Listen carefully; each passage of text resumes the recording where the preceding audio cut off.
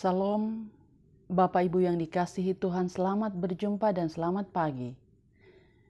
Dalam mengawali perjalanan hidup hari ini, kita akan membaca dan merenungkan firman Tuhan dengan satu tema dalam keteduhan. Karena itu, mari berdoa. Bapa di sorga, kami bersyukur pagi ini bangun dengan selamat, dan untuk menjalani hidup hari ini kami akan mendasari dengan firman-Mu. Berbicaralah kepada kami semua, supaya kami terus dituntun, dibimbing oleh firman-Mu, dan kami mengerti kehendak-Mu, kami menjalani hidup seturut dengan kehendak-Mu. Ampuni dosa kami berdoa dalam nama Tuhan Yesus. Amin. Pagi ini saya siapkan firman Tuhan dari 1 Timotius pasal 6, ayatnya yang ke-6. Firman Tuhan berbunyi demikian. Memang ibadah itu kalau disertai rasa cukup memberi keuntungan besar. Yang berbahagia setiap orang yang mendengarkan firman Allah dan memelihara di dalam hidupnya.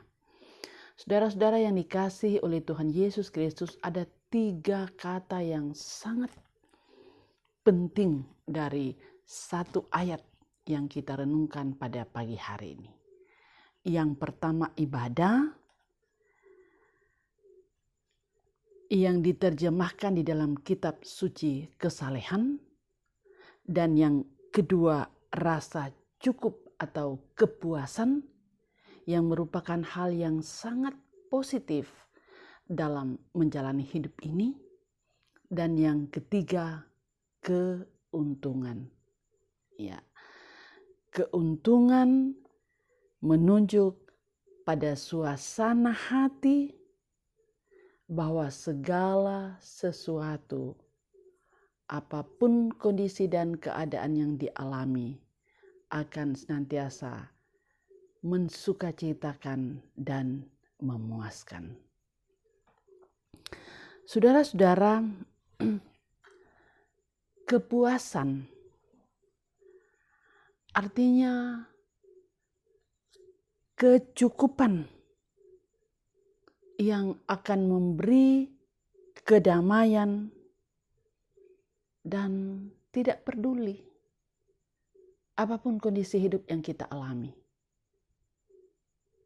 Mungkin menurut orang lain kita tidak memiliki apa-apa. Atau kita orang yang hidupnya biasa-biasa saja. Tetapi ketika ada rasa cukup, maka itu akan memberi dampak yang positif bagi kehidupan kita. Orang bisa berkata, kita hidup apa adanya, tetapi hati kita dengan rasa puas selalu menghadirkan rasa bersyukur, dan dengan bersyukur kita akan selalu merasa cukup dan kita akan selalu merasa puas. Rasul Paulus menjelaskan hal ini, bahwa aku telah belajar mencukupkan diri dari segala keadaan. Jadi kepuasan yang sejati datang dari kesalehan dalam hati seseorang dan bukan dari kekayaan.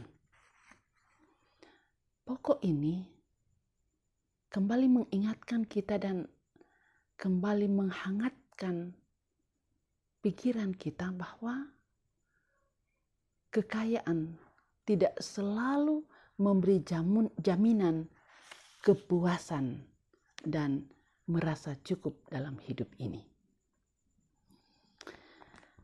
Orang yang saleh, yang tidak hanya mencintai uang, bisa merasa berkelimpahan dalam keadaan apapun yang ia alami. Karena didasarkan dengan hati sebagaimana Paulus belajar mencukupkan apa yang ada. Kesalehan selalu disertai dengan kepuasan. Entahkah itu dalam kondisi yang sederhana, entahkah itu dalam kondisi-kondisi yang menurut orang memuaskan. Orang yang saleh dalam kondisi rendah, dalam kondisi tinggi, ia selalu merasa puas. Kepuasan atau rasa cukup kontras dengan ketamakan. Ketamakan selalu menjadikan setiap orang tidak pernah merasa puas, tidak merasa cukup, khawatir, mengeluh, dan ia hanya fokus pada satu titik, yaitu ia merasa berkecukupan dari segi harta benda atau uang. Bukankah setiap pagi rahmat Tuhan baru, nafas kehidupan diberikan, kekuatan, kemampuan, keluputan, semua itu adalah berkat Tuhan. Karena itu saudara-saudara yang dikasihi Tuhan, kita dapat dipuaskan dengan kecukupan,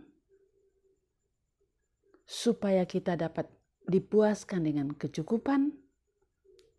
Hendaklah kita belajar untuk mengatur hati